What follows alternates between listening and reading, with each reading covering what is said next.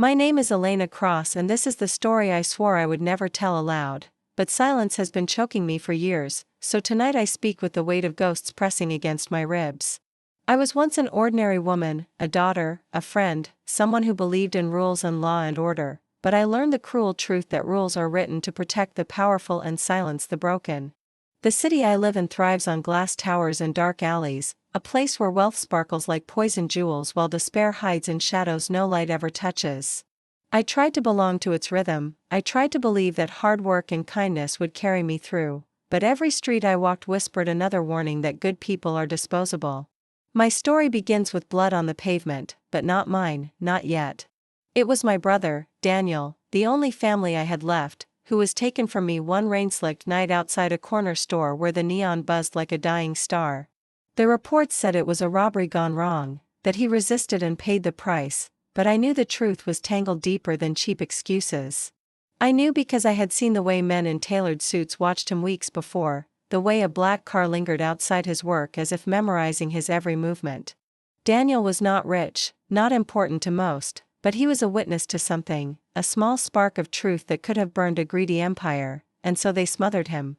I remember kneeling in the street as his blood bled into the cracks of the concrete, warm against my trembling hands, while officers stood around with cold eyes rehearsing their lines for the press. They told me to go home, to grieve, to let the system handle it. But their smirks told me nothing would be handled except the erasure of my brother's name. That night I felt something inside me fracture, a clean break from the woman I once was, and in the silence of my apartment I wrote Daniel's name on a piece of paper and swore I would not let him fade. For months I carried his ghost, sleepless and starving, wandering through files, records, whispers, until I found the thread. The man who ordered his death was no shadow in an alley, no nameless thug. But Richard Hale, a corporate magnate with glass offices that touched the clouds and hands dirted by every crime you could imagine. Richard had been building a financial empire carved from corruption, and Daniel, working as a part-time clerk in a legal office, had stumbled across evidence of money laundering that tied back to him. That evidence was enough to spark an investigation, enough to ruin reputations, and Richard did not allow inconveniences to live long enough to testify. I could have gone to the police, but I had already seen how deep Hale's money flowed through their veins, buying silence like candy. I could have screamed in the streets, but no one listens to broken women crying about dead brothers.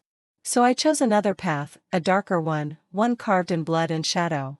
Revenge was not born in me that night, it was grown carefully, nurtured in silence like a venomous flower, until it consumed every part of me. I became two people, the Elena who smiled politely at work and the Elena who studied blueprints, schedules, patterns of movement.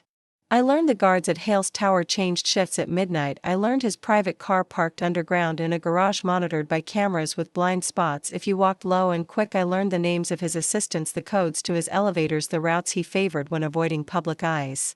Each detail became a bead on a necklace of fury, and I wore it until it choked me with obsession.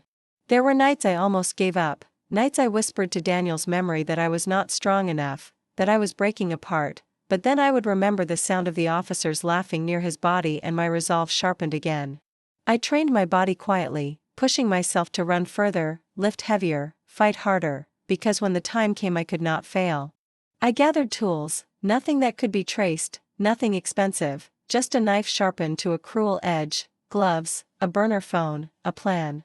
The day came when the city air itself seemed to warn me, heavy with storm clouds and electricity, as if the heavens knew blood would be spilled. I walked into Hale's tower disguised as an assistant from another floor, clipboard in hand, head down, invisible among the tide of corporate drones. The lobby smelled of polished marble and deceit, but I carried Daniel's memory in my chest like armor. The elevator climbed high into the sky until the city below looked like scattered ashes, and when the doors opened I saw his office at the end of the hall, guarded only by glass walls and arrogance. Inside, Richard Hale sat with his back to me, speaking into a phone about deals worth millions, unaware that the value of his life was about to expire. I closed the door silently and locked it, and when he turned his eyes widened not in fear but in annoyance, as if I were another employee daring to waste his time. I told him my name, and I saw the flicker of recognition cross his face, the brief flash of memory of Daniel Cross, the inconvenience he had erased. He laughed, actually laughed, as if my grief were a joke he had already forgotten, and that laugh sealed his fate. Words spilled from me sharp as glass about Daniel's life, about the way Hale had taken everything from us, about the lies and the blood that stained his empire, but he dismissed it all with a shrug, like swatting away a fly.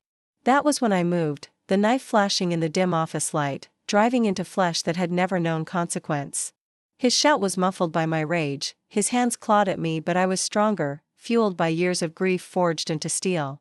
Each strike was a sentence of justice, each drop of blood a syllable in the confession he never made. I do not remember how many times the blade fell, only that when I finally stopped, silence wrapped the room like a shroud. Richard Hale collapsed against the floor, his blood soaking into the carpet that had once carried the footsteps of senators and bankers, and in that silence I felt Daniel's ghost finally breathe. My hands shook, my body ached, but my soul was steady for the first time since that night on the street. I wiped the blade, gathered my breath, and whispered to the lifeless body that no empire stands forever, that every king bleeds when cut deep enough. I left the tower as easily as I had entered, blending once again into the river of faces who did not know or care what justice looked like. Outside, the storm finally broke, rain washing the streets clean, or at least trying to. I walked beneath it without an umbrella, letting the water soak me, letting it carry the blood from my skin into the gutters where it belonged. And now I tell you this not because I seek forgiveness, for there is no forgiveness left for me, but because silence has its own way of killing slowly, and tonight I want the world to know that Daniel Cross was not forgotten. His name lives in every breath I take, in every step I walk, and in the blood that stained my hands. I am not proud of what I did, but I am not ashamed either, because vengeance was the only language men like Hale understood. This is my last confession, my truth carved in flesh and shadow, and when my story ends, it will not end with regret, but with the knowledge that for once the scales were balanced, even if only for a moment.